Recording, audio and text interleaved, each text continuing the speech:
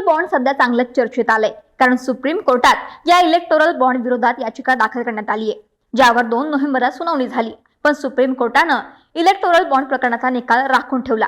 एका वाक्यात सांगायचं झालं तर इलेक्टोरल बॉन्डच्या माध्यमातून राजकीय पक्षांना मोठ्या प्रमाणावर निधी मिळतो. राजकीय स्वार्थासाठी तयार केलेली ही एक नियोजनबद्ध स्कीम आहे. याची माहिती सामान्य माणसांना मिळत नाही. त्यामुळे इलेक्टोरल बॉन्ड म्हणजे काय, राजकीय पक्षांची गरज कशी पडते आणि आता हे प्रकरण चर्चेत का आलं आहे, ही माहिती सकाळचे प्रतिनिधी संदीप कापडे यांनी दिली, जे आम्ही व्हिडिओच्या माध्यमातून तुमच्याशी शेअर करत आहोत. त्यामुळे हा व्हिडिओ शेवटपर्यंत पहा. नमस्कार, मी अक्षता. सकाळमध्ये तुम्हा सर्वांचं स्वागत. भारत सरकारने 2017 मध्ये इलेक्टोरल बॉन्ड योजना वित्त विधेयकाद्वारे सादर केली. यानंतर सरकारने 29 जानेवारी 2018 रोजी कायदेशीररित्या लागू केली. या योजनेअंतर्गत स्टेट बँक ऑफ इंडिया राजकीय पक्षांना निधी देण्यासाठी बॉन्ड जारी करू शकते. या माध्यमातून देणगीदाराचे नाव गुप्त ठेवण्यात येतं. बॉन्डवर देखील तसा काही उल्लेख नसतो. लोकप्रतिनिधी कायदा 1951च्या कलम 29A अन्वये नोंदणी केलेले राजकीय पक्ष तसेच गेल्या सार्वत्रिक निवडणुकीत लोकसभा किंवा विधानसभेसाठी किमान 1% मते मिळाली आहेत, त्यांच्यासाठी हे इलेक्टोरल बॉन्ड वितरित करण्यात येतात. इलेक्टोरल बॉन्ड अंतर्गत राजकीय पक्षांना देण्यात येणाऱ्या निधीवर कोणताही कर देखील नसतो. गेल्या 5 वर्षांपासून हे प्रकरण चर्चेत आहे. तरीही फार कमी लोकांना त्याबद्दल माहिती असते. बऱ्याच लोकांना वाटतं की ते एक गुंतवणूक योजना आहे, पण राजकीय पक्षांना रोख देणग्यांचा पर्याय म्हणून इलेक्टोरल बॉन्ड आणले गेलं. राजकीय निधीमध्ये पारदर्शकता वाढवणे हा त्यामागचा उद्देश होता. मात्र याची माहिती गुप्त असल्यामुळे याबाबत अनेक प्रश्न निर्माण होत आहेत. Electoral bond state bank of इंडियाच्या निवडक शाखांमध्ये मिळतात. नवी दिल्ली, चंदीगड, गांधीनगर, बंगळुरू, हैदराबाद, भुवनेश्वर, भोपाळ, मुंबई, जयपूर, लखनौ, चेन्नई, कलकत्ता आणि गुवाहाटीसह अनेक शहरांमध्ये हे बॉन्ड मिळतात. हे कुणीही देणगीदार खरेदी करू शकतात. हे बॉन्ड 1000, 10,000, 1 लाख आणि 1 कोटी रुपयांपर्यंत असू शकतात. भारतातील कोणताही नागरिक, कंपनी किंवा संस्था निवडणूक देणग्यांसाठी हे बॉन्ड खरेदी करू शकतात. आरबीआय सरकारच्या वतीनं हे बॉन्ड जारी करतं. देणगीदार बॉन्ड घेऊन कोणत्याही पक्षाला निधी देऊ शकतं. देणगी कोणी दिली हे बॉन्ड उघड करणार नाही. जेव्हा हा बॉन्ड बँकेकडून जारी केला जातो तेव्हा तो घेण्याचा कालावधी 15 दिवस असतो. या देणगीवर कलम 80GG आणि कलम 80GGB अंतर्गत आयकरात सूट असते.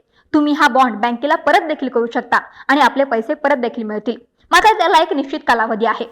आता इलेक्टोरल बॉन्डचा वाद नेमका काय आहे पाहूयात. तर इलेक्टोरल बॉन्ड योजनेवर सुरुवातीपासूनच आक्षेप घेण्यात आले होते. हा वाद गोपनीयता विरुद्ध सार्वजनिकताचा होता. म्हणजेच याद्वारे कोणत्या पक्षाला किती पैसे मिळाले याची माहिती गोपनीय किंवा सार्वजनिक क्षेत्रात राहावी. त्याला 2017 मध्ये सर्वोच्च न्यायालयात आव्हान देण्यात आलं होतं. तर 2019 मध्ये सुनावणी सुरू झाली. 12 एप्रिल 2019 रोजी सर्वोच्च न्यायालयाने सर्व राजकीय पक्षांना 30 मे 2019 पर्यंत निवडणूक रोख्यांशी संबंधित सर्व माहिती एका लिफाफ्यात आयोगाकडे जमा करण्याचे निर्देश दिले. मात्र त्यावेळी न्यायालयाने या योजनेवर कोणतीही बंदी घातली नाही. डिसेंबर 2019 मध्ये असोसिएशन फॉर डेमोक्रेटिक रिफॉर्म्स ने या योजनेवर बंदी घालण्यासाठी अर्ज दाखल केला. मीडिया रिपोर्ट्सचा हवाला देत एडीआरने सांगितलं होतं की सरकारने निवडणूक आयोग आणि केंद्रीय बँक आरबीआयच्या इलेक्टोरल बॉन्डच्या योजनेच्या चिंतेकडे दुर्लक्ष केले. या प्रकरणी 4 याचिका दाखल करण्यात आल्या होत्या.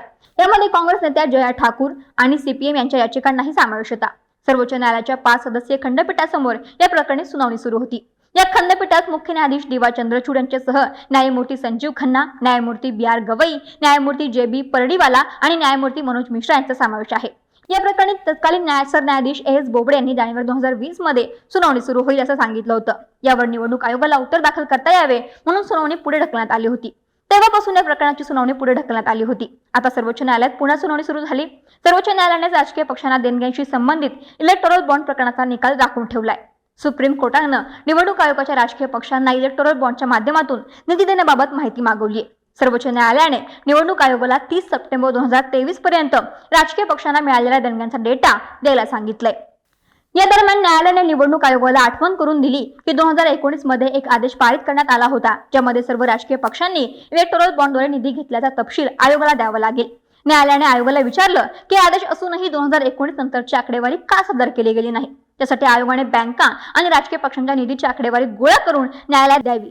न्यायालयाने आयोगाला इलेक्टोरल बॉन्डच्या माध्यमातून 30 सप्टेंबरपर्यंत राजकीय पक्षांना किती निधी मिळाला याची माहिती लवकरात लवकर देण्यास सांगितलं आहे. दरम्यान या सुनावणी संदर्भातील निर्णय न्यायालयाने तुर्तासरी दाखवून ठेवलेला आहे. त्यामुळे तो निर्णय काय येईल याकडे सर्व पक्षांचं आणि संपूर्ण भारताचं लक्ष लागलेलं आहे.